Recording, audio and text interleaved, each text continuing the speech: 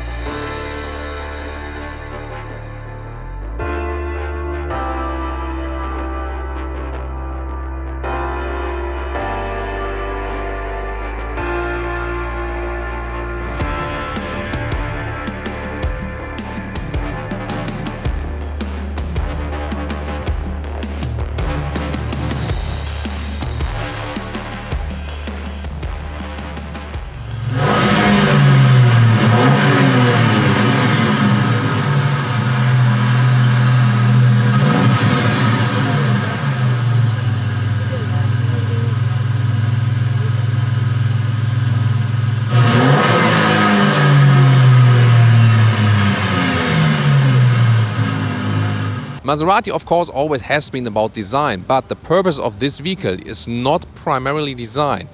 It's supposed to be a fast supercar, and that's why the front grille is also not like even bigger to be more masculine.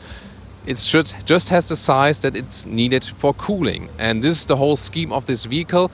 Everything is designed or laid out in a way that it serves a function, that it serves a purpose. Pretty interesting.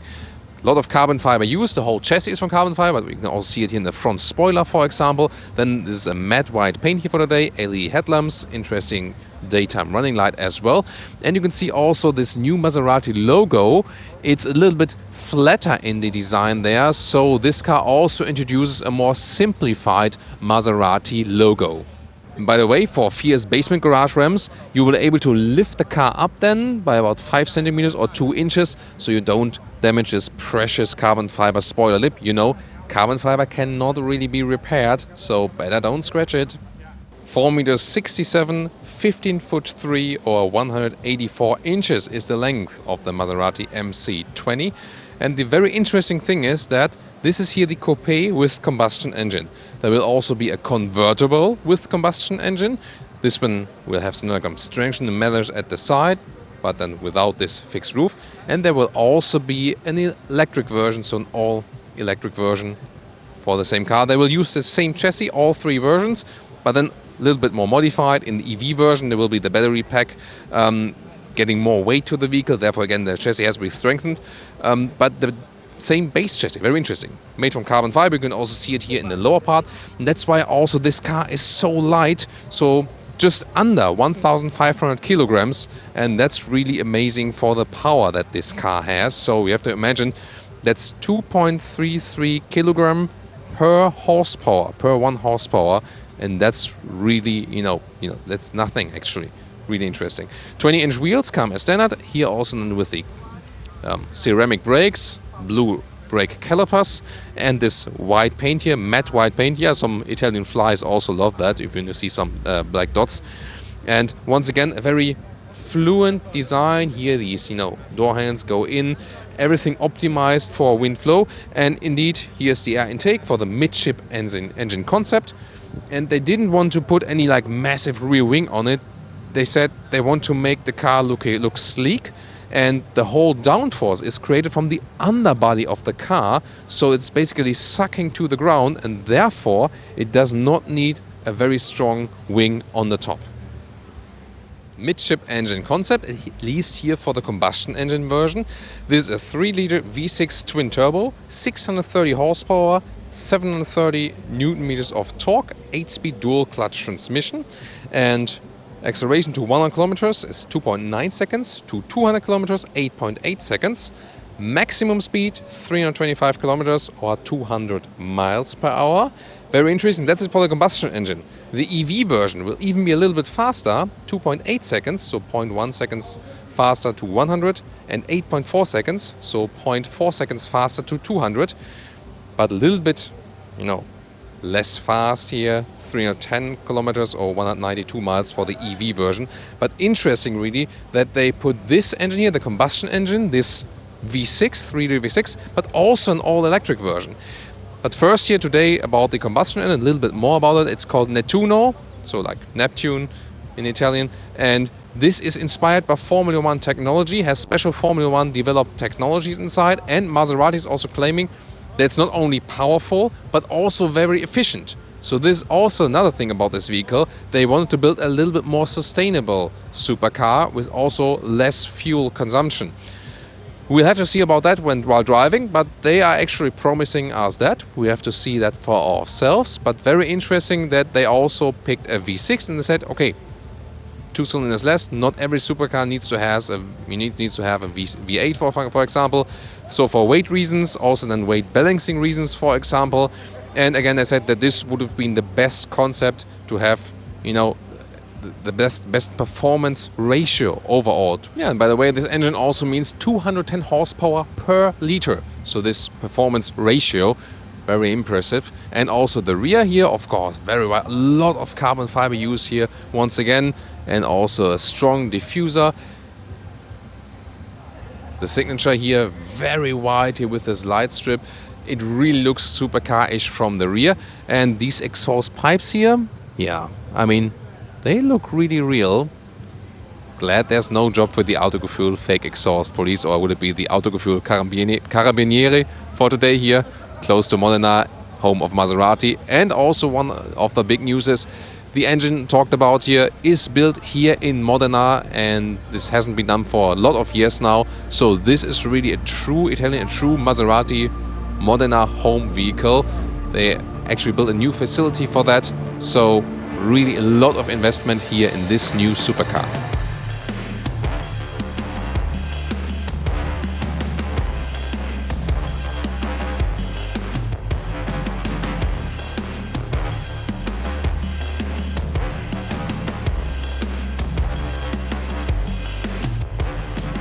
And here we can see the interior, and here again, form follows function. So they didn't want to make something, totally extraordinary. They wanted to have a sporty interior, just dark, mostly black colors, not to distract you too much. The seats here you can see also form follows function. The main use of the seating area is Alcantara. First of all, they want to be more sustainable and also sportier, because for the racetrack, Alcantara is the way to go. It just gives you more grip and also keeps you cooler in summer times and warm in winter if you think about road driving. So these sport seats here with integrated head restraint, and they indeed work also, of course, with the Italian company of Alcantara for this sports car or this supercar.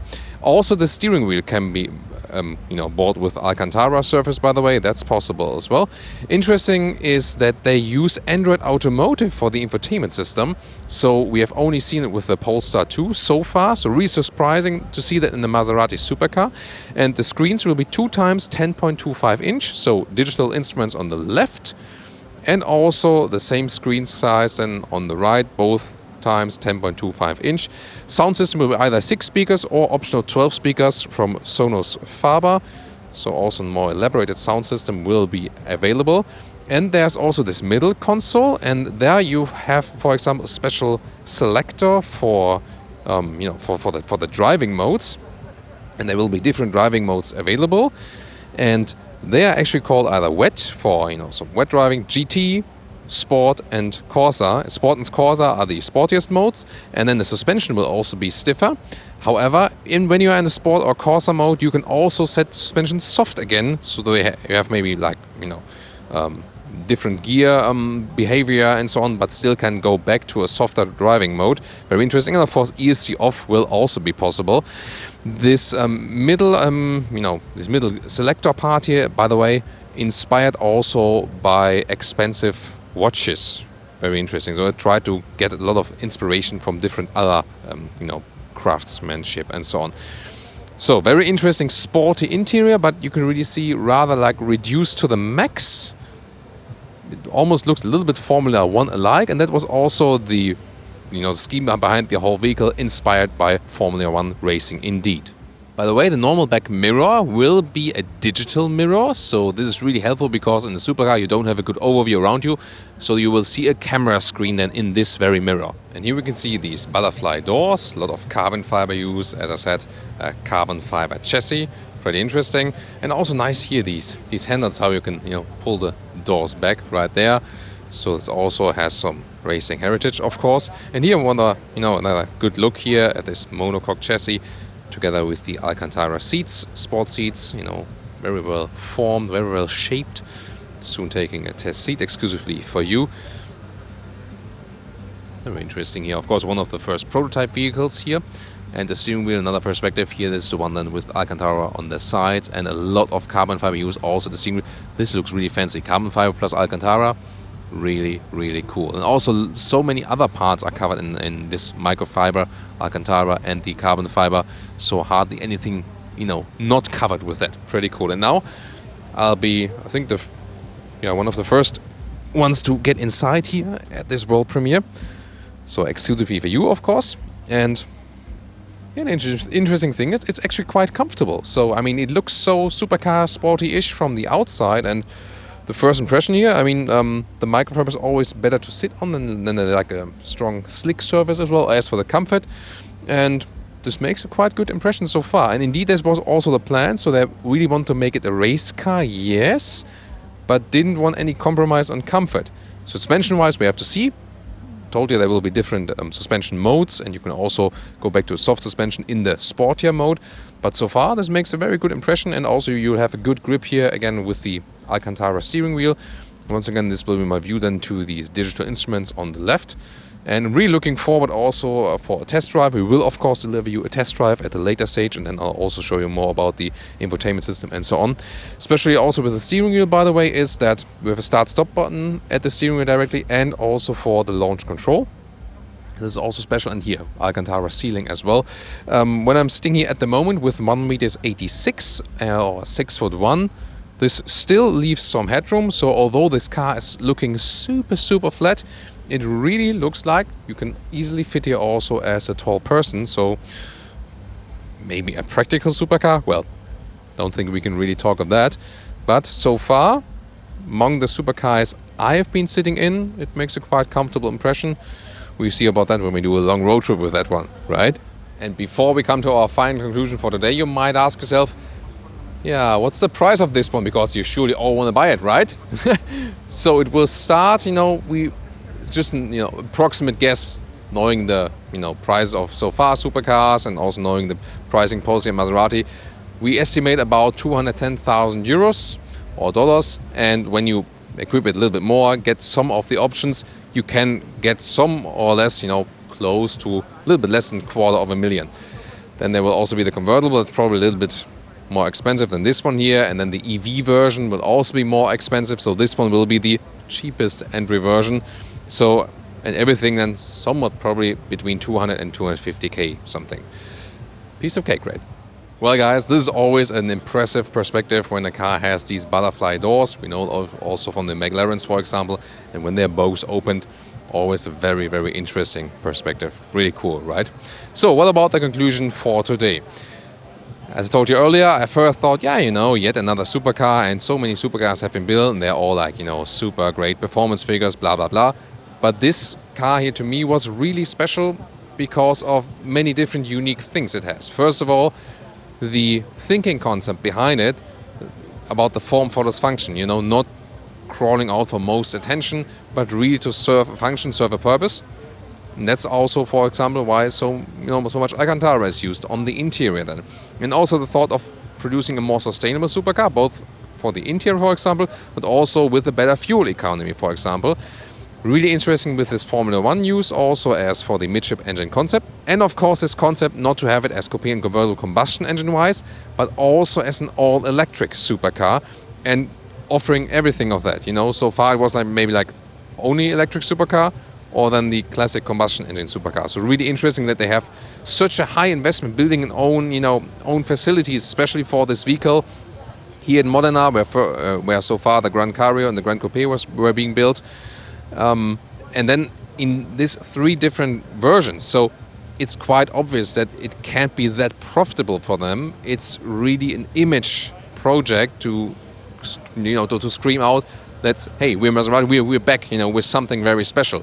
And this car is also there to influence all the other series production cars that are to come, which are more affordable, of course. This supercar, of course, will be super expensive, as the name Supercar says, yeah. Design-wise, you can see it's more seamless.